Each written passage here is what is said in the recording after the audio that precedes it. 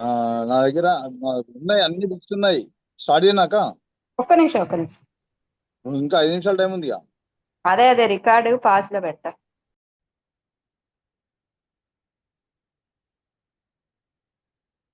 Start చేయి వాసు.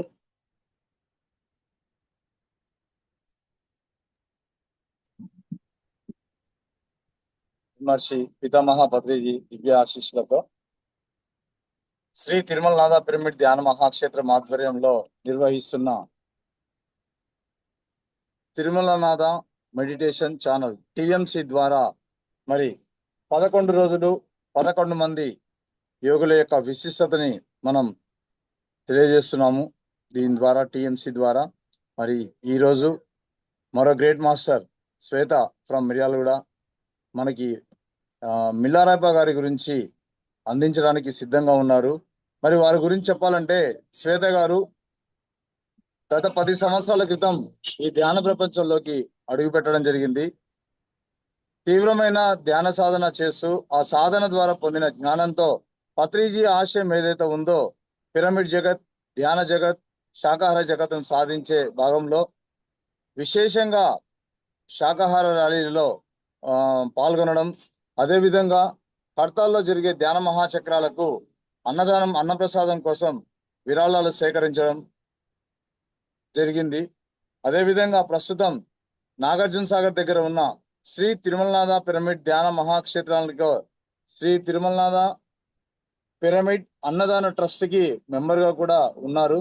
అదేవిధంగా గత 4 సంవత్సరాలుగా తటవర్తి దంపతులు నిర్వహిస్తున్న జూమ్ సెషన్ లో పాల్గొంటూ తీవ్రమైన సాధన చేస్తూ వారి ద్వారా పొందిన జ్ఞానాన్ని తన జీవితంలో ఆచరిస్తూ ఆచరించిన ద్వారా పొందిన జ్ఞానాన్ని మరి జూమ్ సెషన్స్ ద్వారా వివిధ జూముల్లో పాల్గొని వారి యొక్క జ్ఞానాన్ని అందరికీ అందించడం కోసం విశేషంగా కృషి చేస్తున్నారు.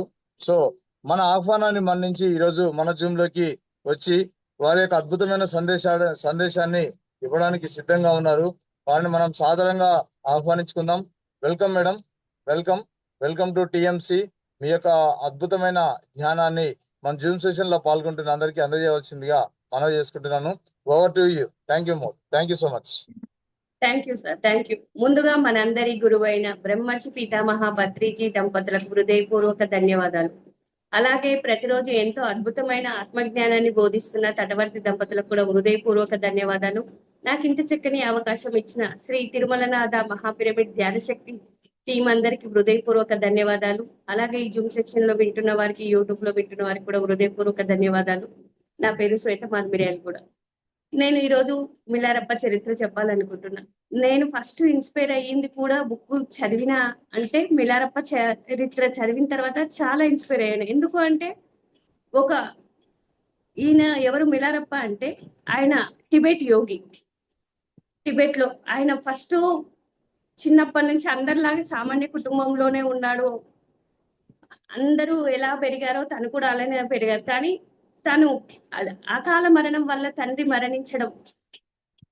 మరణించిన తర్వాత వాళ్ళు ఎదుర్కొన్న పరిస్థితులు, ఆ ఇబ్బందులు, ఆ కష్టాలన్నిటినీ అవన్నీ భరించి వాళ్ళ అమ్మ ఏం చేసిందంటే తనని ఆ క్షుద్ర విద్య నేర్చుకోవాలి అని చెప్పింది. అప్పటి నుంచి తను ఆ క్షుద్ర విద్య నేర్చుకున్న తర్వాత తను ప్రాయశ్చిత్తం పొందాలి. ఎంతో మందిని చంపడం జరిగింది. వడగళ్ల వర్షం కురిపించి పంటలు ఇవన్నీ నష్టం జరిగింది. కానీ తనకి ప్రాయశ్చిత్తము కావాలి అనిపించిన తర్వాత తను ఫస్ట్ మిలారా అంటే వాళ్ళ తండ్రి ఆయనకు పెట్టిన పేరు ఏంటి అంటే తోప. తోప అంటే మంచి శ్రావ్యమైన కంఠం కలిగిన వారు, దాని అర్థం అంటే. మిలారాని ఎలా వచ్చింది అంటే వాళ్ళ తరంలో ఒక పూర్వీకులు వాళ్ళు ఏం చేశారంట, వాళ్ళు కూడా క్షుద్ర పూజలు చేసేవారంట. 5వ తరం వాళ్ళ పూర్వీకులు 5వ తరంలో ఒకరికి ఎవరికో దయ్యం పడితే ఎవరు ఎన్ని మంత్రాలు ఉపయోగించినా ఏది చేసినా దాన్ని పోలేదంట. మిలారప్ప వాళ్ళ పూర్వీకులు ఎవరో ఆ దయ్యాన్ని వెలగొడుతూ ఉంటే ఆ దయ్యం వెళ్ళిపోతూ చివరిగా మిలారా అన్నదంట. మిలారా అంటే ఓ మనిషి అనే అర్థం అంట. ఆ మిలారప్ప కుటుంబంలో వాళ్ళందరూ చివరన మిలారప్ప అనే పేరు చేర్చుకున్నారంట. అలా ఆ దయ్యం వెళ్ళిపోతూ వీళ్ళని మిలారా మిలారా అన్నదంట. అన్న తర్వాత అది చివరిగా వాళ్ళ ఇంటి పేరుగా పెట్టుకోవడం జరిగిందంట. ఆయన ఒక టిబెట్ యోగి. అలాంటి వ్యక్తి ఎలా అసలు క్షుద్ర పూజలు చేశాడంటే ఒక సామాన్యుడిగా ఉండి అన్ని క్షుద్ర పూజలన్నీ వాళ్ళ అమ్మ ప్రోత్సాహంతో చేశాడు అది.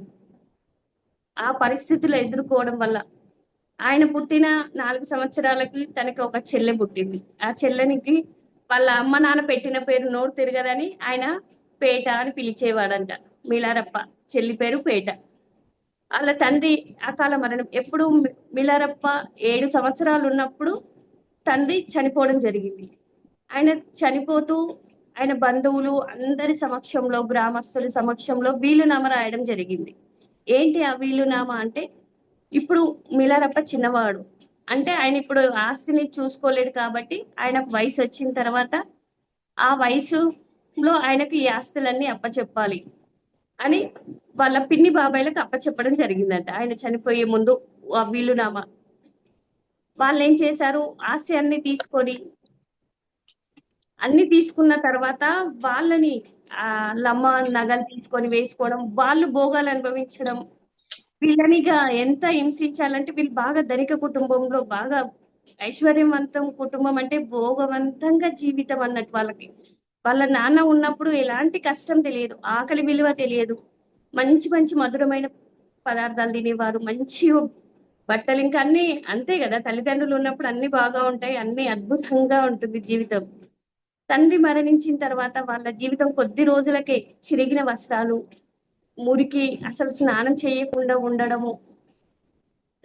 చేయకుండా ఉండి వాళ్ళ ఒంటి మీద పురుగులు పాకడం, అసలు అలాంటి దుర్బలమైన స్థితి వాళ్ళు అనుభవిస్తారు. మిలారప్ప వాళ్ళ అమ్మ, వాళ్ళ చెల్లి, తను ఎంతో కష్టపెడతారు. బంధువులు వాళ్ళు తీసుకుని పిన్ని బాబాయ్ ఫుడ్ పెట్టరు, వాళ్ళని వేరే వాళ్ళ ఇళ్లలో పని చేపించి తనని ఇంకా చూటిపోటి మాటలు అంటూ ఉండేవారు.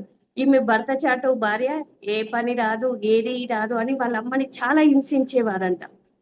అలా హింసిస్తూ అసలు ఆ బాధ ఆమె తట్టుకోలేక అలా కొడుకుని అలా చెయ్యాలి, ఎట్లా ఒక క్షుద్ర పూజ చేపించి వడగళ్ళ వాన కుడిపించి వాళ్ళనంతా నాశనం చేయాలి. ఈ బంధువులు వీళ్ళందరూ మనల్ని మోసం చేశారు, ఈ ఆస్తి ఇవ్వలేదు, వాళ్ళని ఇంకా టార్చర్ పెట్టారు అని అట్లా ఆమె 8 సంవత్సరాలు ఓపిక పట్టింది. ఎప్పుడు మిలారప్పకు 15 సంవత్సరాలు వచ్చే వరకు ఓపిక పట్టింది, అవన్నీ భరించింది. తన దగ్గర కొంచెం పొలం ఉండేనంట. ఆ కొంచెం పొలంలో సగం అమ్మేసి చక్కటి ఒక గ్రామస్తులందరికీ ఒక మంచి విందును ఏర్పాటు చేసిందంట. ఆ విందును ఏర్పాటు చేసి భోజనానికి అన్ని ఏర్పాట్లు చేయడం, అక్కడ వాళ్ళ టిబెట్లు వాళ్ళు భోజనానికి తర్వాత బీరు తాగడం, అందరికీ గ్లాసులలో బీరు పోసి మంచి విందు ఏర్పాటు చేసింది ఆ పొలం సగం అమ్మేసి. అప్పుడు మిలారప్పకు 15 సంవత్సరాలు వచ్చింది. అప్పుడు ఈ విందుకి వాళ్ళ పిన్ని బాబాయిలు కూడా రావడం జరిగిందట. పిన్ని బాబాయిలు వచ్చిన తర్వాత వీళ్ళు విందు ఇంత అద్భుతంగా ఇస్తున్నారు ఏంటి అని వచ్చారు. వచ్చిన తర్వాత అందరూ భోజనాలు చేసి సిద్ధంగా ఉండే సమయంలో మార్ప మేనమామ అంటే వాళ్ళ అమ్మ వాళ్ళ అన్నయ్య ఆయన వీలునామా తీసుకొని వచ్చాడంట. వీలునామా తీసుకొని వచ్చి అది అందరి మధ్యలో గట్టిగా చదువు అన్నయ్య అని మిలారప్ప వాళ్ళ అమ్మ చెప్పిందట. అది చదువుతూ ఉంటే ఈ ఆస్తి పిత్రార్జితం అంటే తను ఇది మొత్తం తండ్రిది ఈ ఆస్తి, ఇది మళ్ళీ కొడుకుకు యుక్త వయసు వచ్చిన తర్వాత ఆస్తి అప్పచెప్పాలి అని 15 సంవత్సరాల తర్వాత ఆయన పెద్దోడు అయ్యాడు కదా, కొడుకు ఇప్పుడు 15 సంవత్సరాలు అంటే అన్ని చూసుకోగలుగుతాడు, అన్ని చేస్తాడు, మా ఆస్తి మాకు ఇప్పించాలి అని అందులో రాసిందే. అప్పుడు వాళ్ళ పిన్ని బాబాయ్ వాళ్ళు లేచి, ఎక్కడిది ఈ ఆస్తి, మీది కాదిది, మీ నాన్నగారు అప్పుండి మాకు రాసి ఇచ్చాడు, వాళ్ళెవరు వాళ్ళకి ఏమీ లేని వాళ్ళని బంధువులని మిలారప్ప తండ్రి చేరదీశాడు అందరినీ, వాళ్ళ బంధువులు అందరినీ ఏమీ లేకున్నా వీళ్ళ పొలంలే కౌలకి ఇచ్చి అన్ని అలా చూసుకున్న వాళ్ళే. వీళ్ళు ఏం చేశారు, చివరికి పిన్ని బాబాయిలు వీళ్ళని వాళ్ళ ఆస్తి అంతా లాక్కున్నారు. లాక్కోవడమే కాక ఈ ఆస్తి అసలు మీ నాన్న మాకు అప్పుండి మాకు ఇవ్వడం జరిగింది, ఇది మీకు చిల్లి గవ్వ కూడా మేము ఇవ్వము. వాళ్ళు ఎంతో వైభవంగా వాళ్ళ జీవితం అనుభవిస్తున్నారు, కానీ వీళ్ళ ఆస్తి కాదన్నారు. వాళ్ళని ఎంతో మోసం చేశారు. మోసం చేసి అయినా సరే వాళ్ళు ఇప్పటి వరకు 8 సంవత్సరాలు ఈ ఆస్తిని మీరు సంరక్షించినందుకు హృదయపూర్వకంగా కృతజ్ఞతలు చెప్పుకుంది. ఇప్పటి వరకు బాగా చూసుకున్నారు అందుకు అని కృతజ్ఞతలు చెప్పడం జరిగింది. కృతజ్ఞతలు చెప్పిన తర్వాత వాళ్ళ పిన్ని బాబాయ్ వాళ్ళు ఆమెను కొట్టడానికి వచ్చారు. మిలారప్ప తల్లిని కొట్టడానికి వచ్చారు. వెళ్తూ వెళ్తూ గేట్ దగ్గరికి వెళ్ళి, నువ్వు ఇంత అద్భుతమైన విందు ఏర్పాటు చేసి మా దగ్గర డబ్బులు గుంజుదామని చూసావా, చిల్లి గవ్వ కూడా మీకు ఇవ్వను అని ఇంకా ఇష్టం వచ్చినట్టు తిట్టి చేసి అలా వెళ్ళిపోయారట. తను అయితే ఈమె ఇంకా పగ పెంచుకుంది. మిలారప్ప తల్లి ఏం చేసింది, వీళ్ళని ఎట్లయినా బుద్ధి రావాలి, నేను ఇంత బాధపడ్డందుకు వాళ్ళకి శిక్ష ఇవ్వాలి, శిక్ష పడాలి ఖచ్చితంగా, ఇంత మోసం చేశారు, ఇంత బాధ పెట్టారు అని మిలారప్పకి క్షుద్ర పూజలు నేర్పించాలని ఆమె ఆ కొంచెం పొలం ఉంటే కూడా వాళ్ళ అమ్మ వాళ్ళది అన్నట్టు అది ఆ దాని మీద వచ్చిన పోషణ ఆదాయం అన్ని తను చూసుకుంటూ ఇంకా ఇంకొంచెం పొలాన్ని అమ్మేసి అబ్బాయిని ఎట్లయినా సరే క్షుద్ర పూజ విద్యను నేర్చుకునే దాంట్లో ప్రావీణ్యతని చేయాలి, పగ సాధించే విధంగా ఆమె మోటివేట్ చేస్తుంది అన్నట్టు. అలా చేసి ఒక గురువు దగ్గరికి పంపిస్తుంది. మిలారప్పతో పాటు ఇంకా 5-6 మంది శిష్యులు కలిసి, ఫ్రెండ్స్ అందరు కలిసి వాళ్ళు కూడా క్షుద్ర పూజలు నేర్చుకోవడానికి వెళ్ళారు. ఆ క్షుద్ర పూజలు నేర్చుకునేటప్పుడు వాళ్ళ స్నేహితులతో కూడా చెప్పింది, ఈ క్షుద్ర పూజలు వాళ్ళు ఖచ్చితంగా మిలారప్ప చెయ్యాలి, ఎక్కడ అశ్రద్ధ చూయించొద్దు, దాంట్లో ఆయన ప్రావీణ్యాన్ని సాధించాలి, పగ ప్రతీకారం ఎప్పుడు గుర్తుండే విధంగా స్నేహితులను కూడా అట్లా మోటివేట్ చేసి పంపించింది. కానీ స్నేహితులు వాళ్ళు దేనికోసం వెళ్ళారు, వాళ్ళు కీర్తి కోసం వచ్చిన వాళ్ళు పగ ప్రతీకారం వాళ్ళకి ఏముండదు, ఒక విద్య నేర్చుకొని ఒక కీర్తి మంచి పేరు ప్రఖ్యాతలు సంపాదించుకోవాలి అన్న ఉద్దేశంతో వాళ్ళు వస్తున్నారు.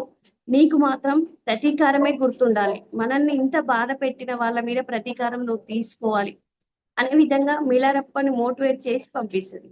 ఆమె కూడా కొద్ది దూరం వస్తుంది. అలాగే ఒక దున్నపోతుని, దాంతో పాటు ఒక 2 సంచుల ముడి చక్కెరని, ముడి పంచదారని తీసుకొని వెళ్తారు. ఎందుకు ఇది అమ్ముకుంటూ పోతే ఇంకా అక్కడి వరకు వెళ్ళడానికి ఇంకొంచెం ధనం మనకు వస్తుంది, అన్ని గురువు దగ్గరికి పంపించడానికి అన్ని సామాన్లు అన్ని ఏర్పాటు చేసి తను కూడా కొంత దూరం వచ్చి మిలారప్పను అప్పచెప్పి వెళ్ళిపోతూ తను కూడా బాధపడుతూ ఉంటది. బాధపడుతూ నువ్వెప్పుడు మాత్రం ప్రతీకారాన్ని మర్చిపోవద్దు, వీళ్ళందరూ కీర్తి కోసం వెళ్తున్న వాళ్ళు, నీ 5 ఫ్రెండ్స్, నువ్వు మాత్రం ప్రతీకారం తీర్చుకోవడానికి వెళ్తున్నావు కాబట్టి దీని మీద నీవు చాలా శ్రద్ధగా ఉండాలి, ఎంత శ్రద్ధగా ఉంటే నువ్వు ఈ విద్యలో అంత ప్రావీణ్యత సాధిస్తావు, నువ్వెక్కడ అశ్రద్ధ చెయ్యకూడదు అని పంపించి ప్రేమగా ఇచ్చే పంపించేస్తుంది. ఆ గురువు గారు అన్ని సామాన్లు అన్ని తీసుకొని వాళ్ళంతా సంతోషంతో ఉంటారు. సంతోషంతో వెళ్తూ ఉన్నప్పుడు ఇవి ఇంటి దగ్గర పెట్టు అని గురువు గారు చెప్పారు. సాంగ్ అనే గురువు దగ్గర ఆయన మొత్తం క్షుద్ర విద్యలు నేర్పే గురువు అన్నట్టు. ఆయనకు చెప్పి దారి మధ్యలో ఏం చేస్తారు, వీరు తాగుతారు, అందరూ వీరు తాగి ఆ మత్తులో ఉంటారు. ఆ మత్తులో ఉండి మిలారప్ప కూడా కొంచెం సేవిస్తాడు. సేవించి అది మత్తుగా ఉంది, మత్తులో ఏంటి ఆయనకు మంచి కంఠం ఉంటది, అద్భుతమైన పాట పాడుకుంటూ బయటికి వస్తాడు. ఎక్కడ వాళ్ళ అమ్మ వాళ్ళు ఉన్న దారిలో పాట పాడుకుంటూ వెళ్తాడు. అప్పుడు ఇంత ఆనందంగా ఉంటావా నువ్వు, నేను ఇంత బాధపడుతుంటే అని తల్లి లోపట బార్లీ గింజలు వేయిస్తూ సలాకి ఆ కళాయి కింద పడేసి పొయ్యిలో నుంచి, కట్టెల పొయ్యిలో ఉంటాయి కదా అప్పట్లో, ఆ పొయ్యిలో నుంచి ఒక కర్రను తీసుకొని వచ్చిందట, నిప్పుతో ఉన్నదాన్ని తీసుకొని వచ్చి ఇష్టం వచ్చినట్టుగా మిలారప్పని కొట్టిందట. నేను ఇంత బాధపడి ఇంత కష్టపడుతుంటే నువ్వు ఇంత ఆనందంగా ఉండగలుగుతున్నావు, ఎలా ఉన్నావు, ఆయన తాగిన మత్తులో ఉన్నాడు, మనం పడ్డ కష్టాలు బాధలు మర్చిపోయావా, నువ్వు ఇలా ఉంటే ఎలా నీ ప్రతీకారం సాధిస్తావు, నువ్వు ఇంత ఆనందంగా ఎలా ఉండగలిగావు, నా బాధ నీకు కనిపించట్లేదా అని మళ్ళీ చెప్పిన తర్వాత ఆమె ఆయనను కొట్టి ఆ మత్తులో అతను కూడా స్పృహ తప్పి పడిపోతుంది. మిలారప్ప తల్లి స్పృహ పడిపోయినప్పుడు మళ్ళీ అలా చెల్లి అక్కడ ఉండి ఇదంతా చూస్తారు. ఏమైతుంది అమ్మకి, ఏమైంది, చిన్న ఆమె కదా, మిలారప్పకు 15 సంవత్సరాలంటే ఇద్దరికి 4 సంవత్సరాల తేడాతో ఉంటుంది.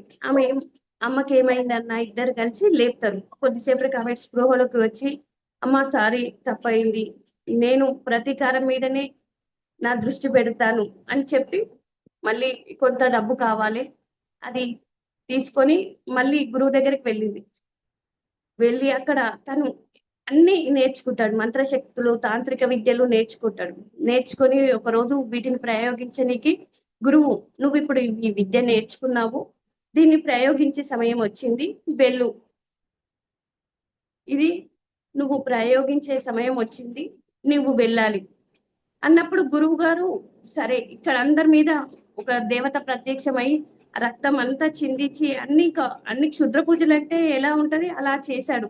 కానీ ఇంకా నాకు ఇద్దరి మీద పగ ఉంది. ఎవరు వాళ్ళిద్దరు అంటే మా పిన్ని, మా బాబాయ్. వీళ్ళ మీద కూడా నేను ఈ క్షుద్ర శక్తిని ప్రయోగించాలని మళ్ళీ వాళ్ళ ఊరికి వెళ్తాడు. వాళ్ళ ఊరికి వెళ్తూ అక్కడ ఎలా మంత్రశక్తిని ఉపయోగిస్తాడు అంటే అన్ని పెద్ద పెద్ద పాములు. ఆ పిన్ని బాబాయ్ వాళ్ళు వాళ్ళ పెద్ద కొడుకు పెళ్లి ఏర్పాటు చేస్తున్నారు. పెళ్లి బృందం అందరూ వచ్చి ఇంక ఇల్లంతా బంధువులతో పెళ్ళంటే ఎలా ఉంటది హడావిడి అంత ఆ వీడిలో ఉన్నారు. ఇంత సంతోషంగా ఉన్నారు. మనల్ని బాధ పెట్టిన వాళ్ళు పెళ్లి చేసుకుంటూ ఇంత సంతోషంగా ఉన్నారు, అతిథులతో ఉన్నారు అని చెప్పి తను అక్కడ పెద్ద పాములు, తేళ్లు, పెద్ద పెద్ద తేళ్లు ఆ ఇంటి స్తంభాన్ని, తేలు ఒకటైతే ఆ స్తంభాన్ని కూలగొట్టాలని దాన్ని కదిలిస్తుందంట. కదిలిస్తూ ఉంటే పని మనిషి వచ్చింది. పని మనిషి ఆ సంఘటన చూసి గుర్రాల శాలలో గుర్రాలు లేకుండా పాములు, తేళ్లు ఇవన్నీ భయంగా అవన్నీ చూసి పెద్ద కేక పెట్టిందంట. ఆమె కేక పెట్టినప్పుడు అందరూ ఉరికొస్తారంట. ఆ ఉరికొచ్చే క్రమంలో ఆ తేలు ఆ స్తంభాన్ని కుదుపుతూ ఉంటే ఆ స్తంభం కూలిపోయి అందరూ ఆ ఇల్లు కూలిపోయింది. పెళ్లి వాళ్ళు 80 మంది చనిపోయారు. ఇంత పెళ్లిలో ఇంత ఆటంకపరుస్తారా? ఎట్లయినా ఇదంతా చేసింది మిలారప్పే అని అర్థమైపోతది. ఎటువైనా మిలారప్పని చంపాలి అని ఊరు వాళ్ళందరూ అనుకుంటారు. అది ఇంట్లో వాళ్ళు కూడా అనుకుంటున్నారు. ఈ పని మనిషి ఎవరో కాదు. ఇంతకు ముందు వాళ్ళ అమ్మ దగ్గర పని చేసిన ఆమె. ఆమె మంచి వాళ్ళు, మంచి స్నేహంగా ఉండేది. మిలారప్పను చావకూడదు, ఎట్లయినా సరే ఆయనని ఊరు నుంచి బయటికి పంపించే విధంగా ఉండాలని తను వచ్చి వాళ్ళకి చెప్తది. మీ అబ్బాయిని చంపే క్రమంలో ఉన్నారు. మీ అబ్బాయి అంటే ఈ మాట విని కేకలు విని ఆమె కూడా బయటకు వచ్చి చూసి ఆనందిస్తాడంట. చూడు నా కొడుకు ఎంత గొప్ప విద్య నేర్చుకున్నాడో, మీరు పతనం అవుతున్నారు అని వాళ్ళని అంటారండి. ఇదే కాదు ఇంకా వడగళ్ళ వానతో ఇంకా మీరు నాశనం అయిపోతారు అని దూరం నుంచి చెప్పి వెళ్ళిపోయిందంట. ఆ పొగ మంచు కనిపించలేదు. సరిగ్గా కనిపించకపోయినా కూడా ఆమె ఆనందపడ్డది. అంటే ఇల్లు కోల్పోతూ ఉంటే పొగ బాగా వస్తది కదా! మట్టి దుమ్ము ఎట్లా దట్టమైన దుమ్ము వచ్చిందంట. అది చూసి చాలా ఆనందపడుతుందంట. అదే ఆనందపడుతుంటే ఆయన ఎటుపోయి మిలారప్పని చంపాలి అని అందరూ కలిసి అనుకున్నారంట. ఆయనని అట్లా ఇంట్లో నుంచి ఎక్కడి నుంచి వచ్చాడో వెళ్ళిపోయేటట్టు చేశాడు. ఆయన పక్కన వాళ్ళు ఇంకా వెళ్ళి ఇది కాదు నువ్వు చేయాల్సింది. నేను ఆనందించే విషయం చేయాలి. ఏంటి క్షుద్ర పూజలో నువ్వు వడగండ్ల వానలు సృష్టించాలి. అంటే ఇంకా విద్య నేర్చుకోవాలి అంటే ఇంకొంచెం డబ్బులు కావాలి. అప్పుడు ఇంకా కొంచెం డబ్బులు కావాలని వాళ్ళ ఇంటికి ఒక బిచ్చగాడు వస్తాడంట మిలారప్ప. వాళ్ళ ఇంటికి ఒక చిన్న కుటీరంలో ఉంటారు వాళ్ళు. ఆ కుటీరంలో ఉంటే అక్కడ ఒక బిచ్చగాడు వస్తాడు. ఆమెకు నమ్మకం కలగాలి కదా అని ఆ బిచ్చగాడి దగ్గర ఒక బొంత ఉంటదంట. ఆ బొంతలో ఇక్కడివ్వండి మీ బొంత మంచి కుడతానని మంచి అన్ని కొద్ది రోజులు ఆయన నమ్మకం కలిగించే విధంగా ఆయన నమ్మకస్తుడా కాదా, డబ్బులు పంపిస్తాము, మళ్ళీ ఇంకొక శుద్ర విద్య నేర్చుకోవాలి అంటే గురువుకు కానుకలు ఇయ్యాలి. గురుదక్షిణ ఇస్తేనే గురువు ఇంకో విద్య నేర్పుతాడు. లేకుంటే నేర్పడన్నట్టు. ఇవ్వాలి, ఎట్లయినా పంపించాలి అనుకొని ఇంకా ఇంకొంచెం పైకమ్ని అంటే డబ్బుని ఇవ్వాలి అని ఆయన నమ్మకస్తుడుగా ఆ బిచ్చగాడి దగ్గరికి మంచిగా వాళ్ళ ఇంట్లో అన్ని చూస్తాడు. ఆహా నమ్మకస్తుడే, పంపియొచ్చు ఈయనతోని అనుకొని కొంచెం సామాన్లు, కొంచెం బార్లీ గింజలు అన్ని ఆయనతోని పంపిస్తాడు. మిలారప్ప కోసం పంపిస్తది. మిలారప్ప కోసం పంపించినప్పుడు ఒక బొంతలో పాత బొంత ఉంటది. పొలం డబ్బులు అమ్మితే 7 బంగారు నాణాలు ఉంటాయి. ఆ 7 బంగారు నాణాలు ఆ బొంతలో పెట్టి, ఇది చినిగిపోయింది గదా! మంచిగా చేస్తానని చెప్పి అందులో కొట్టి, ఒక నల్లటి మబ్బులాగా అంటే ఒక నల్లటి బట్టేసి, దాని మీద చిన్న చిన్న స్టార్‌ల లాగా కుట్టిందంట. కుట్టి మళ్ళీ ఇదిచ్చి అందులో మెసేజ్ ఉంటది ఆ కుట్టడంలో. అది ఎవ్వరికీ అర్థం గాదు. ఇంకా మిలరప్పకు ఒక మంచి అన్నీ బాగున్నాయి. నీకు డబ్బులు దొరకనప్పుడు అని ఆమె అందులో ఒక మెసేజ్ గా రాస్తది. ఈ స్టార్లు ఉంటాయి, మబ్బులు వదిలిన తర్వాత స్టార్లు కనిపిస్తాయి, ఆ స్టార్లలో దాగి ఉంది అని ఒక మెసేజ్ ఉంటది. కానీ ఆ మెసేజ్ ఎవ్వరికీ అర్థం కాదు. ఆ ఉత్తరంలో ఉన్నది ఎవ్వరికీ అర్థం కాదు. శాంగ్ భార్య, గురుపత్ని తన దగ్గరికి తీసుకెళ్తాడు. ఆ బిచ్చగాన్ని ఎట్లో అట్లా మైమరిపించి ఏదో చేసి ఆయన దగ్గర నుంచి ఆ బొంత తీసుకుంటది. అందులో మెసేజ్ ఏముంది అన్నది గురువు చెప్పలేకపోయాడు. కానీ గురువు పత్ని స్త్రీ అయినా సరే ఆ మెసేజ్ చెప్పగలిగింది. ఎలా అంటే నక్షత్రాలు 7, అందులో సూర్యరశ్మి దూరని మబ్బులు ఎక్కడ ఉంది అంటే దానిలో ఉన్న అర్థమంతా, బొంతలో ఉన్న అర్థమంతా తనకి చెప్తూ ఉంటది మిలారప్పకి. అది బొంత తీసుకురా, దారి మళ్లించు అంటే యాత్రికుడిని దారి మళ్లించు అంటే ఆ బిచ్చగాన్ని దారి మళ్లించి ఆ బొంత తీసుకో, అందులో నీకు కావాల్సింది ఉంది అని నక్షత్రాల కింద దాగి ఉంది అంటది. ఆ బొంత ఇప్పి చూస్తారు, నల్లగా ఉంటది. అది ఇప్పిన తర్వాత బిచ్చగాని దగ్గర నుంచి తెలియకుండా తీసుకొని ఆ నైట్ ఇదంతా అలా నక్షత్రాలు అన్నది అంటే ఈ బొంత మీద నక్షత్రాలు ఉన్నది గమనిస్తది. దీంట్లో మబ్బు అంటే ఒక నల్లని మచ్చలాగా ఉంటది. దాని లోపట సూర్యరశ్మి దూరని లోపట నీ అమూల్యమైన రత్నం ఉంది అంటే అందులో బంగారు నాణాలు ఉన్నాయి. ఆ బంగారు నాణాలు 7 తీసి తనకు చెప్తది. అంటే ఇంత గొప్ప మెసేజ్ ఉందంటే మీ అమ్మ చాలా తెలివి కల్లది. అందుకే ఇలా చేసింది. కానీ ఆ తెలివిని గుర్తించింది ఎవరు? గురువు భార్య గుర్తించింది కానీ గురువు కూడా గుర్తించలేదు. తను మళ్ళీ ఈ గురుదక్షిణ ఇచ్చి నాకు ఇంకా క్షుద్ర పూజల్లో ప్రావీణ్యం సాధించాలి. వడగన్న వానను నేను చెయ్యి ఎత్తి చూపిస్తే అటు వడగళ్ళ వానని సృష్టించే విధంగా ఉండాలి సాధన. నాకు ఇంకా సాధన పెంచే మార్గాన్ని చూపించండి గురువు గారు అని చెప్తే తను ఇంకో గురువు దగ్గరికి పొమ్మని చెప్తాడు. ఇక్కడ నేను ఎంతవరకు నేర్చానో నీకు అన్ని చెప్పాను, ఇక్కడ కాదు ఇంకో గురువు దగ్గరికి వెళ్ళు, లోయ కిందలో ఉన్న ఇంకో గురువు దగ్గరికి వెళ్ళు అని చెప్తాడు. ఆ గురువుకి 4 బంగారు నాణాలు ఇస్తాడు. దారి ఖర్చులకు ఇంకా 3 నాణాలు తిండికి వాటిని ఉపయోగించుకుంటాడు. అవి ఇచ్చి ఆయన దగ్గర వడగళ్ళ వానని, వర్షాలని అవన్నీ నేర్చుకుంటాడు. ఎట్లా అంటే వడగళ్ళు అంటే ఏంది? ఐస్ గడ్డలు పెద్దయి పడి పంట నాశనం అయిపోయే విధంగా ఉండాలి. ఆ సంవత్సరం ఆయన విద్య నేర్చుకున్నప్పుడు పంటలు అద్భుతంగా పండాయంట. అసలు ఎప్పుడూ రాని బార్లీ గింజలు, కంకులు చాలా సంవత్సరాల తర్వాత మంచి అద్భుతమైన పంట రాబోతుంది అని అందరూ సంతోషంతో, ఆనందంతో ఉంటున్నారంట. ఒక కొండ మీదికి వెళ్ళాడు మిలారప్ప. కొండ మీదికి వెళ్ళి ఇప్పుడు ఆయనకు గురువు చెప్తాడు, ఇక నువ్వు ఈ శుద్ర పూజ కూడా నేర్చుకున్నావు, వడగళ్ళ వాన సృష్టించే విద్యని నేర్చుకున్నావు, ఇప్పుడు నువ్వు ప్రయోగించే సమయం వచ్చింది, అది ప్రయోగించు అని చెప్పడం జరిగిందంట. అది ప్రయోగించు అన్నప్పుడు ఒక ఊరు దగ్గరికి వెళ్ళాడు. కొండ చివరికి వెళ్ళి పైనుంచి అన్ని చూస్తున్నాడు. పంటలు చాలా అద్భుతంగా ఉన్నాయి. అక్కడ వెళ్ళి తను ఆ వడగళ్ళ వానను సృష్టించే మంత్రాన్ని ఉపయోగించాడు. అది సృష్టించి వడగళ్ళు పడి అసలు పంట ఎలా ఉంది అంటే ఇప్పుడు కోసుకొని ఇంటికి వస్తే ఇంకా ఆనందమే ఆనందం అనే విధంగా ఉందంట. ఆ సమయంలో ఆయన వడగళ్ళ వానని సృష్టించి పంట నష్టాన్ని చేశాడు.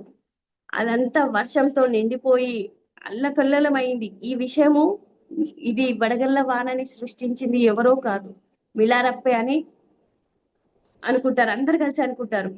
ఒక గృహలో ఈయనతో పాటు ఇంకో శరీరం బాగా లావుగా ఉన్న ఆయన కూడా ఉంటాడు. ఇద్దరు కలిసి వస్తారు. ఈ వడగళ్ళ వానని కంప్లీట్ చేసి ఆకలేస్తుంటే తడిచిపోయి ఉంటారు. వాళ్ళు ఆ గుట్టలలోకి వెళ్ళి కొంచెం వేడి చేసుకొని ఏదన్నా తాగాలి అని కొంచెం తాగడానికి వెళ్తారు. బీర్ తయారు చేసుకొని తాగుతారు. తాగుతూ ఉంటే ఆ గుట్టల మధ్య నుంచి పొగలు వస్తుంటాయి. పొగలు వస్తుంటే ఊళ్ళో గ్రామస్తులు అనుకుంటారు ఇక్కడ ఎవరో ఉన్నారు.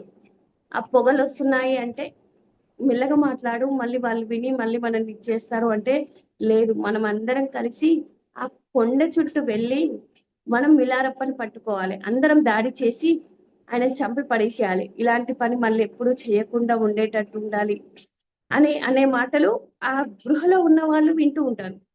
ఈ మాటలు వింటూ ఉంటే పక్క నుంచి వెళ్ళిపోయిన శబ్దం కూడా వస్తది. వాళ్ళని చంపేయాలి, వీళ్ళింత ఊరునంతా నాశనం చేశాడు, ఇలా చేసి ఇంక అన్ని చేసిన తర్వాత ఇంకా ఆయనకు మార్పకి ఇంకా ఇవన్నీ చేసి ఇంత నష్టపరిచాను కానీ లోపల బాధ కలుగుతుంది. ఇంత పంట నష్టం చేశా. ఎందుకు అంటే ఇది అమ్మ కోసం చేశాను. వాళ్ళ అమ్మ చాలా ఆనందించింది.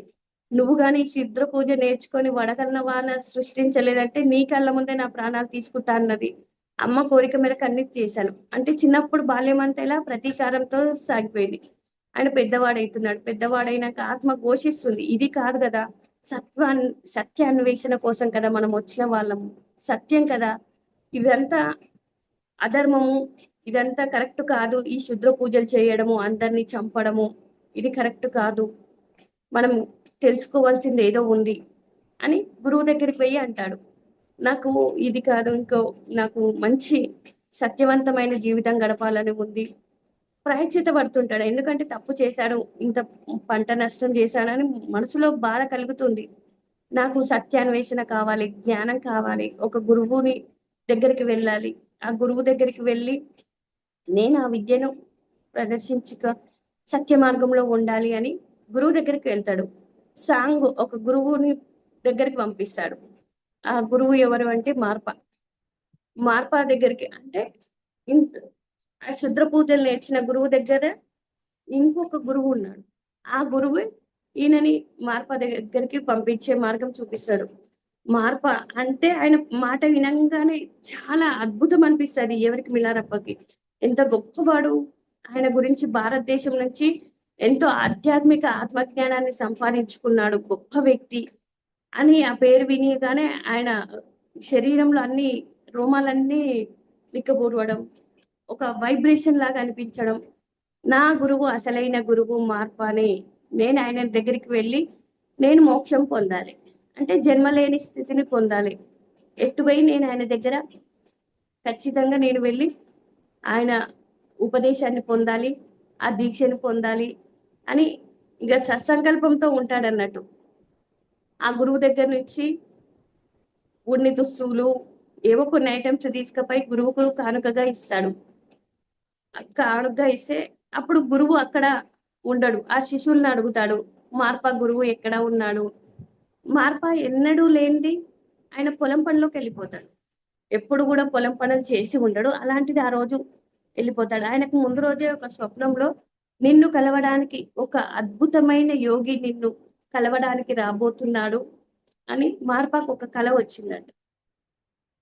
ఎవరు ఆయన అని మార్పని చూడలే కదా, మిలారప్ప చూడలే కాబట్టి ఆయన గురుపత్ని దగ్గరికి వెళ్ళాడు. అక్కడ లేదు, అక్కడ గోధుమ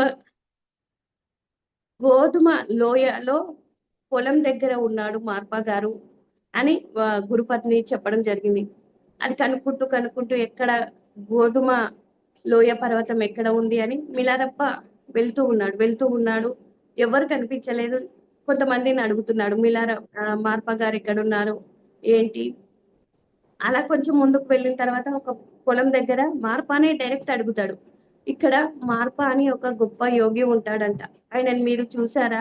చూస్తే నాకు పరిచయం చెయ్యరా అని అడిగాడంట. ఆయన నవ్వుతున్నాడంట మార్ప గురువు గారు. ఆహా, నన్ను కలవాలి అని వచ్చిన వారు వీళ్ళే, అవునా, అక్కడ పొలం దగ్గర ఉన్నాడు అన్నాడంట.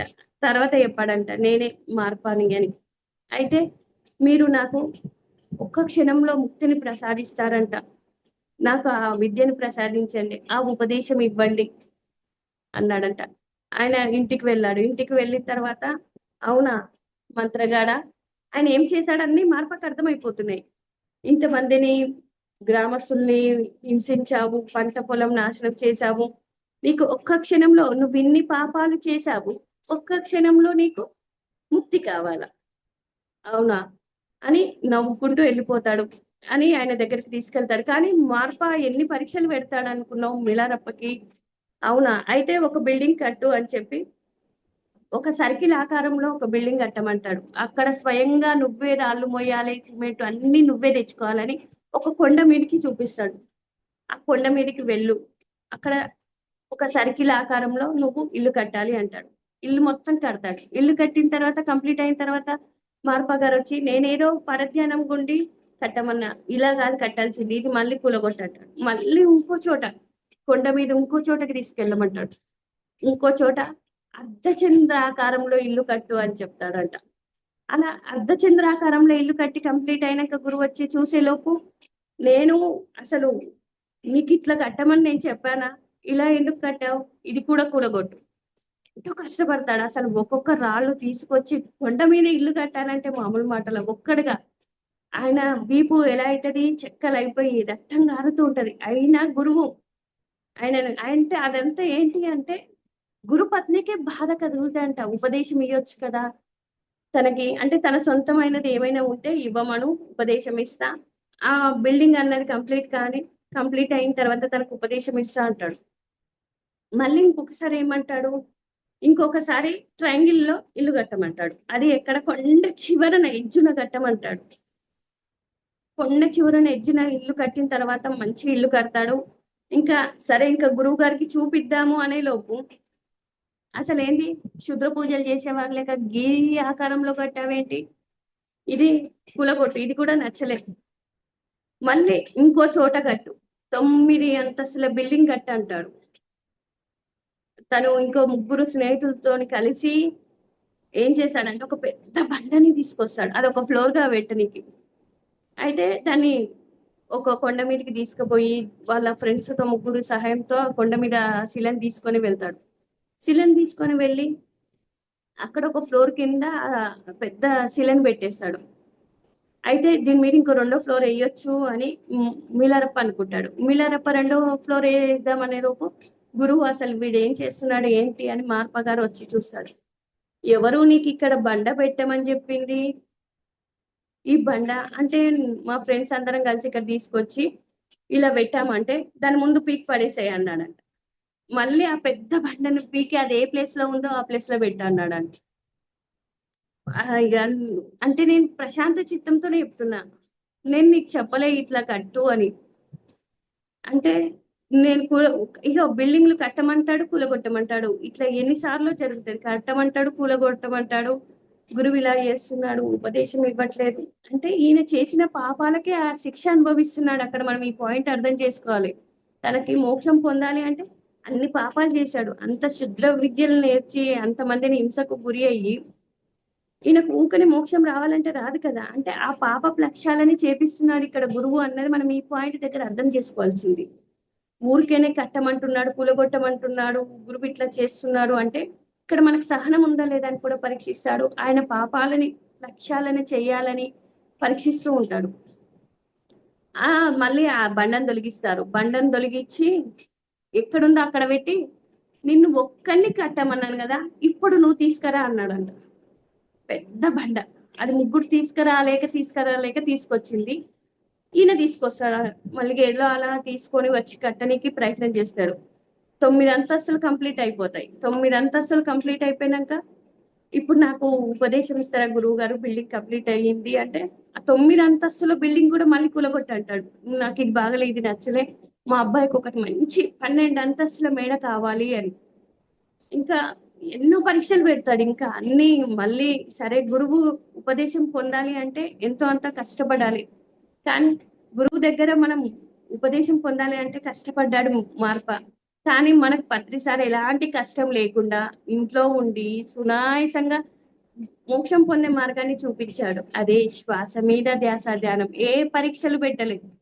మార్ప శిష్యునికి ఎన్నో పరీక్షలు పెట్టి గానీ ఉపదేశం ఇచ్చాడు. కానీ మనకు గురువు గారు ఎలాంటి పరీక్షలు లేకుండా సునాయాసంగా మనం ఈ శ్వాస మీద ధ్యాస ధ్యానం అంటే ఎంత ఈజీ అని చెప్తాడు పత్రి సార్ చాయ్ తాగినంత ఈజీ అని చెప్పాడు. అంటే మనకి ఎలాంటి పరీక్షలు లేకుండా మార్గాన్ని చూపించాడు గురువు గారు. ఏ పరీక్ష పెట్టలే. మనకేమన్నా మార్పలాగా పరీక్షలు పెట్టాడా? బిల్డింగ్ కట్టి కూలగొట్టాలి ఏమీ లేదు. అంటే ఈ శ్వాస మీద ధ్యాస ధ్యానము ఎంత సులువుగా మనకి ఇచ్చాడో ముక్తి పొందే మార్గాన్ని అన్నది మనం ఇక్కడ ఈ పాయింట్ అర్థం చేసుకోవాలి. ఎలాంటి పరీక్షలు పెట్టాలి మనకు పత్రి సారు ఎంతో ఈజీగా ఇవ్వడం జరిగింది. అంటే ఇక్కడ మనం ఇంకా మార్పాని ఎన్ని అసలు ఆయన చేసినవి ఇంకొక 4 అంతస్తులు అయితే 12 అంతస్తులు మేడ కంప్లీట్ అవుతుంది. కానీ ఆయన ఉపదేశం ఇస్తున్నాడు. గురువు పత్ని ఏం చేస్తదంటే ఏదో ఒకటి గురు దక్షిణ ఇస్తేనే ఉపదేశం ఇస్తా అన్నాడు కదా అని చెప్పి ఆయన ఏదన్నా ఇవ్వాలి అంటే తను దగ్గర ఉన్నాయి పూజా సామాగ్రి నుంచి కొన్ని తీసి ఇస్తుంది. గురుపత్ని నువ్వు వెళ్ళు, ఉపదేశం ఇస్తున్నాడు మిగతా శిష్యులకు, వెళ్ళు అన్నప్పుడు నువ్వు ఇక్కడికి ఎందుకు వచ్చావు అని చెప్పి అందరి ముందు ఎట్లా బయటికి ఎలగొట్టి తన్ని ఇంకేదన్నా కర్ర ఉందా కొట్టడం ఇలా చేస్తూ ఉంటాడు. మార్ప ఎప్పుడు తను వచ్చినా అంటే అసలైన శిష్యుడు పరీక్షించడానికి గురువు అలా చేస్తున్నాడు అన్నది ఇక్కడ అర్థం చేసుకోవాల్సిన పాయింట్. మిలారప్ప ఎంతో పరీక్షలు పెడతాడు, అయినా సరే ఆయనకు అవన్నిటి మీద ఇంకా నేను ఈ గురువు దగ్గర ఉపదేశం పొందలేనేమో ఈ జన్మకి అని ప్రాణత్యాగం చేసుకోవడానికి వెళ్ళిపోవడానికి సిద్ధపడతాడు. అలా కాక గురుపత్ని ఏం చేస్తుందంటే, నీకు ఇంకో గురువు గారు మార్పా గారి యొక్క శిష్యుడు అన్ని గురుదక్షిణ అన్ని తీసుకొని అన్ని ఉపదేశం పొంది ఉన్నాయన, ఒక విద్యలో ప్రావీణ్యం పొందిన ఆయన ఉన్నాడు, ఆయన దగ్గరికి వెళ్ళు, నేను ఆయన దగ్గరికి వెళ్ళనీకి నీకు కావలసినవన్నీ ఏర్పాటు చేస్తాను, వెళ్ళు అని చెప్పి పంపిస్తాను. అండ్ అలా పంపిస్తూ ఉంటే ఇది సరైనది కాదు, వెళ్ళకూడదు అని ఇంకా అట్లా ఆలోచిస్తూ వెళ్ళిపోతూ ఉంటాడు. సరే నా సొంతమైనది ఏదో ఒకటి ఇవ్వాలి, గురువు గారికి ఏదో ఇచ్చి నేను ఉపదేశం పొందాలి అని ఊర్లోకి వెళ్దామా అంటే ఒప్పుకోరు. ఊర్లో జనాలు నేను పోయిన దాన్ని, నేను చేసిన పాపానికి హింసకి నన్ను కొట్టి కొట్టి చంపుతారు, ఊళ్ళోకి వెళ్ళలేను, ఎట్లా డబ్బులు అని అడుగుతూ ఉంటాడు. వేరే వాళ్ళని అడుగుతూ ఉంటే ఒక అతను అంటాడు, ఇంత యువకును అయి ఉండి అడుక్కోవడానికి సిగ్గు లేదా? ఏదైనా పని చేసుకోవచ్చు కదా, లేదు అంటే ఏదన్నా బుక్కు సత్య జ్ఞానం గ్రంథాలు పఠించవచ్చు కదా, దాని ద్వారా డబ్బులు వసూలు చేసుకోవచ్చు కదా అన్నాడంట. ఆ పెద్ద మనిషి, నా దగ్గర ఒక సద్గ్రంథం ఉంది, భావాతీత గ్రంథం, అది నాకు చదివి పెట్టు, నీకు కావాల్సినంత కొంచెం డబ్బుని ఇస్తాను అని చెప్పడం జరిగిందట. సరే నేను బిచ్చగాన్ని కాదు, చెప్తానని చెప్పి తన ఇంటికి వెళ్ళాడు. ఇంటికి వెళ్ళి ఆ గ్రంథంలో ఇలా ఉంటదంట, గురువు ఉపదేశం పొందాలి అంటే, ఆత్మజ్ఞానం పొందాలి అంటే శరీరాన్ని కూడా త్యాగం చెయ్యాలి. శరీరాన్నైనా అందులో శరీరాన్ని అమ్మేసి జ్ఞానం పొందాడంట ఒక వ్యక్తి. భావాతీత ఆ పుస్తకంలో అలా ఉందంట. అది చదువుతూ ఉన్నప్పుడు ఆయనకు అనిపించిందంట, గురువుకు ఆయన మొట్టమొదటి పోయినప్పుడే శరీరము మనసు వాక్కు ఆయనకు అర్పించాడు, ఇప్పుడు ఈ శరీరం కూడా కాదు కదా నాది అనుకుంటాడు. నీదా ఈ శరీరం, నీ వాక్కు నీ శరీరం, మొట్టమొదట నీ మనసు నాకు అర్పించావు కదా, ఇవి నీవి కావు కదా, నీది అంటూ ఏదైనా ఉంటే సంపాదించుకొని వచ్చి నువ్వు నా దగ్గర ఉపదేశం పొందు అని మార్పా గారు అంటాడంట. అలా ఎన్నిసార్లు చేసినా, ఎంత చేసినా అసలు ఆయన ఎంతకైనా ఉపదేశం ఇయ్యలే. ఎట్లయినా అంటే ఆయన ఆ రాళ్ళు మోసి మోసి వీపులు చెక్కగలయి, ఒక్కటి కురుపు పోయి 2 పోయి రక్తం ఇలా కారుతూ ఉంటే ఎప్పుడు కూడా గురువుతో చెప్పుకోలేదంట, ఇలా నేను ఇంత కష్టపడుతున్నాను, ఇలా రక్తం కారిపోతుంది అని చెప్పుకోలేదంట. ఒకసారి గురుపత్ని చూసి, అరే మార్ప ఈ మిలారప్ప వీపంతా ఇట్లా అయిపోయింది పుళ్ళతోని చీముతోని అంటే, అవునా అని అని చెప్పి నీ వీపు చూయించు అన్నాడంట ఒకసారి మిలారప్పని. వాళ్ళ గురువు మార్ప గారు చూపిస్తే రక్తం కారిపోతుందా, అయితే ఆయన మీద నుంచి ఒక కండువా తీసి కట్టుకో అన్నాడట. కండువా కట్టుకొని మళ్ళీ పని స్టార్ట్ చెయ్యి అంటే, మళ్ళీ ఆయన ఏమనుకున్నాడు, పిలిచాడు అంటే నాకు గురువు ఉపదేశం ఇస్తాడేమో పిలిచాడు అనుకుని ఎంతో ఆనందంగా సంబరంగా వెళ్ళిపోతూ ఉంటాడు.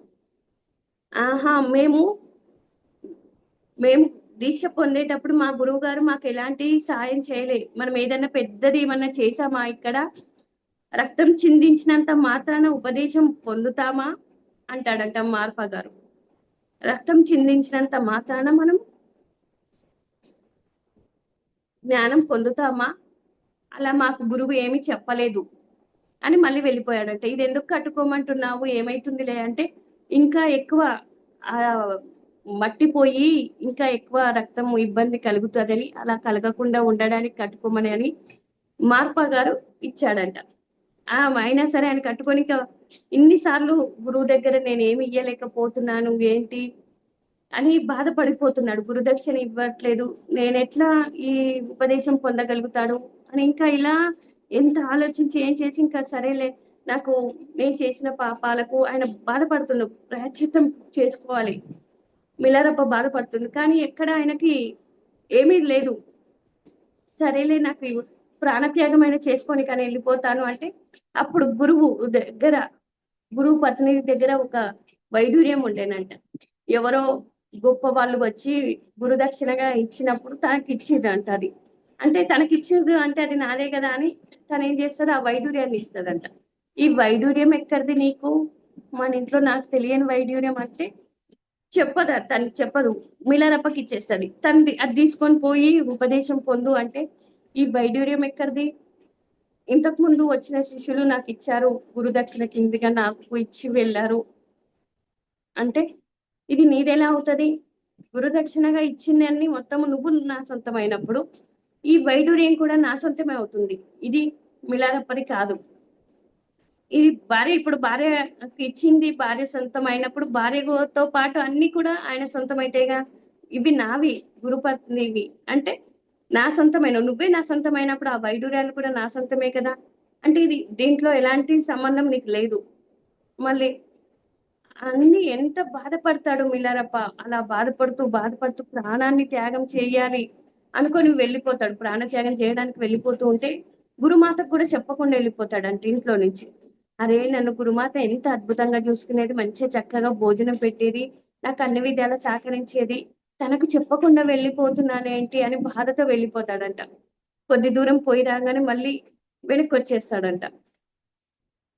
వచ్చి నన్ను క్షమించమ్మా, నీకు చెప్పకుండా వెళ్ళిపోతున్నానంటే, నువ్వు మీ గురువు గారితో ఒక నాటకం ఆడదాం, నేను ఇంట్లో నుంచి వెళ్ళిపోతున్నాను, నువ్వు కాదు నేను ఇంకొక గురువుని వెతుక్కోవడానికి వెళ్తున్నానని చెప్పు అని చెప్పి సామాన్లు కట్టుకొని వెళ్తున్నట్టు యాక్షన్ చేద్దామని గురుపత్ని మార్పా భార్య మిలారప్పకు సాయం చేయాలని గురుమాత అలా చేస్తూ ఉంటదంట. అలా చేస్తూ ఉంటే, మీరు నాటకాలు ఆడతారా నా ముందు? మీ నాటకాలు నాకు పనిచేయవు నా ముందు అని మార్పా గారు అంటారంట. మీ నాటకాలు నా ముందు పని చేయవు, వెళ్ళి పని చేసుకోపో అన్నాడంట. ఇంకా బిల్డింగ్ పూర్తి చేయపో, అప్పుడు ఉపదేశం ఇస్తాను నీకు అన్నాడంట. అయితే గురుపత్ని ఏం చేస్తారు, ఇంక ఈయన ఇలా చెయ్యడు, ఈయనకి ఎప్పటికీ ఉపదేశం ఇయ్యడు అనుకొని మిలారప్పకు ఎట్లయినా సరే నాకు తెలిసిన ధ్యానాన్ని నీకు నేర్పిస్తా, ధ్యాన పద్ధతిని నేర్పిస్తానని ఆ ధ్యానం చేసే పద్ధతిని నేర్పిస్తానంట. నేర్పించినా కూడా ఇంక ఇది కాదు, గురువు దగ్గర కదా పొందాల్సిందని ఆ గురువు యొక్క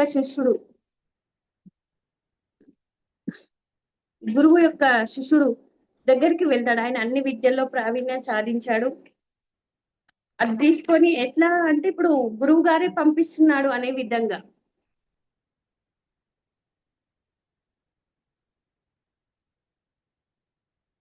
మంత్రగాడ నన్ను మోసం చేయాలనుకుంటున్నావా అని ఎప్పుడు మార్ప అంటూ ఉంటాడంట. గురుపత్ని ఏం చేస్తుందంటే, వాళ్ళ శిష్యునికి మార్పా గారి యొక్క గురువు దగ్గరికి గురువు ఇచ్చినవి తీసుకొని మార్పా శిష్యుని దగ్గరికి పంపించాలని చూస్తుంది. ఏంటి, ఒకటి పూలమాల, ఒక రింగు, ఒక జపమాల. ఎవరిది? నర్వా గారు అంటే మార్పా గారి యొక్క గురువు అన్నట్టు. ఇవి తీసుకొని ఆ శిష్యుని దగ్గరికి పంపిస్తుంది. మార్పా శిష్యుని దగ్గరికి పంపిస్తుంది. ఈ విద్యలన్నీ నేర్చుకున్నాడు ఆయన దగ్గరికి వెళ్ళు అని చెప్పి లెటర్ కూడా ఎలా రాస్తుంది, మార్పా గారు రాసినట్టుగా రాస్తుంది. నేను ఏకాంతవాసంలో ఉంటున్నా, ఇప్పుడు పనిలో బిజీగా ఉన్నాను, తనకి ఉపదేశం ఇవ్వలేకపోతున్నాను, నా శిష్యుడిగా నువ్వు ఉపదేశం ఇవ్వు అంటే అక్కడ ఆ మార్ప యొక్క శిష్యుడు చాలా సంబరపడతాడంటే, ఇప్పుడు గురువు నన్ను ఉపదేశం ఇయ్యాడు అంటే నేను ఎదిగినట్టే కదా అని చెప్పి ఆ లెటర్ తీసుకుంటాడు. ఆయన అక్కడ అందరికి ఉపదేశం ఇస్తూ సత్సంగంలో ఉంటాడు. గురువు గారు ఎందుకోసం వచ్చావు అని మిలారప్పని అడుగుతారు. నేను ఇలా వచ్చాను, ఇలా మార్పా గురువు గారు నన్ను పంపించాడు అని అబద్ధంగా చెప్తాడు. అబద్ధంగా చెప్పాడు కదా, తన మనసులో వేదనకు గురి అవుతుంది. అబద్ధం చెప్పాను, ఇక్కడ గురువు ఆజ్ఞ లేకుండా ఏం చేసినా అది ప్రయోజనం కాదు, అది వృద్ధిలోకి రాదు, మనం ఎదగలేము గురువు ఆజ్ఞ లేని అని తను మదన పడుతూ ఉంటాడు. సరే గురువు గారు పంపించాడు అన్నావు కదా, మార్పా గురువు ఇచ్చిన పూలదండ, జపమాల, రింగు చూసి ఆహా గురువు గారు పంపించారు, వాళ్ళు పెట్టే నమస్కార విధానాన్ని చూసి మార్పా యొక్క శిష్యుడే అని కన్ఫర్మ్ చేసుకుంటాడు. మార్పా యొక్క శిష్యుడి కాబట్టి ఇలా నమస్కారం చేస్తున్నారు అని తనను కూడా శిష్యునిగా స్వీకరిస్తాడు. తను ఉపదేశం ఇస్తాడు.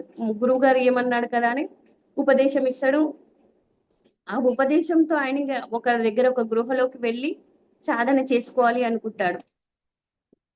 సాధన చేసుకోనికి జస్ట్ ఆహారం కోసం బయటకు చేయడానికే ఒక గృహ, మొత్తం చీకటి గృహ, అందులో సాధన చేసుకుంటూ ఉంటాడు. కానీ ఆయన సాధన చేస్తున్నా కూడా ఏ అనుభవాలు రావట్లేదు, ఏమీ లేదు అంటే ఇక్కడ గురువు ఆజ్ఞతో చెయ్యట్లేదు.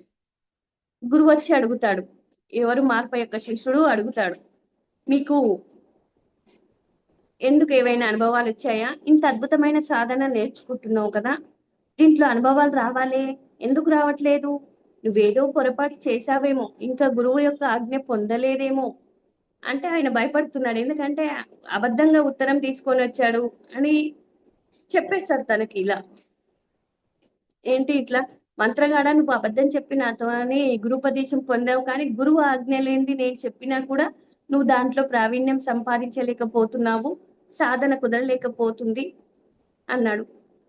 సరే, మళ్ళీ ఇంకా ఆ ఇంట్లో నుంచి వెళ్ళిపోతాడు. వెళ్ళిపోయి ఈ గురువు దగ్గర ఉపదేశం తీసుకుంటాడు. మార్ప యొక్క శిష్యుని దగ్గర తీసుకున్నాకనే ఆ సాధన ఫలించదు అన్నట్టు. మళ్ళీ ఒకరోజు మార్ప గారు ఆ శిష్యునికి వాళ్ళ కొడుకు ఉపనయనము, ఈ గృహ ప్రవేశాన్ని కూడా కంప్లీట్ చేపిస్తాడు అన్నట్టు. ఇంతకు ముందు కట్టాడు కదా మార్ప, ఈ మిలారప్ప 12 అంతస్తుల బిల్డింగ్ ని కంప్లీట్ చేసేసి గృహప్రవేశం చేసే రోజున అదే రోజు కొడుకు ఉపనయనం చేయాలి అనుకుంటాడు. కొడుకు ఉపనయనం చేయించాలి అని ఈ శిష్య బృందంతో తనకు కూడా ఒక ఆహ్వానాన్ని పంపించాడు. మార్పా శిష్యునికి పూర్వం విద్యార్థి కదా, తను అద్భుతమైన విద్య నేర్చుకున్నాడు. ఇలా మేము గృహప్రవేశం చేస్తున్నాం, మా కొడుకుకు ఉపనయనానికి రావాలి అని పంపిస్తాడు. అప్పుడు ఎప్పుడు ఆ సమయము అన్నది అర్థం చేసుకుంటాడు. అలాగే నీ దగ్గర తోపగాడు ఉంటే వాణ్ణి కూడా పట్టుకొని రా అన్నాడంట లెటర్ లో. తోపగాడు ఉంటాడు, పట్టుకొని రా వాణ్ణి, ఆ మాంత్రికుడిని పట్టుకొని రా. ఇప్పుడు ఈయన కూడా మళ్ళీ శిక్షణ మార్ప యొక్క గురువు, మార్ప యొక్క శిష్యుడు కూడా మళ్ళీ పరీక్ష పెడతానంట. ఊకనే ఉపదేశం ఇవ్వరు కదా. నువ్వు దారిలో గొర్రెల కాపరిల వల్ల బాగా నష్టపోతున్నాము, నువ్వు అక్కడ వెళ్ళి వడగళ్ళ వానను కుడిపించరా అంటే ఆయన మదన పడతాడంట లోపట.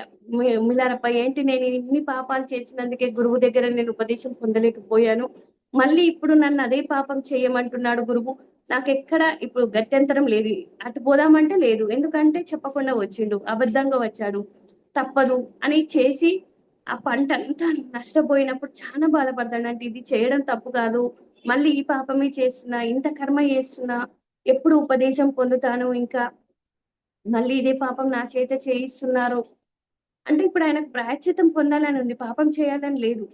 అయితే ఆయన అలా చేయడం వల్ల, వడగన్న వానను కురిపించడం వల్ల అక్కడ పక్షులన్నీ కుప్పలు కుప్పలుగా చనిపోయాయి అంట, ఎలుకలు చనిపోయాయి. ఆ చనిపోయిన వాటిని అన్నిటిని ఒక దాంట్లో వేసి మూట కట్టుకొని వచ్చి మార్ప యొక్క శిశువుని దగ్గర అవన్నీ పోసాడంట.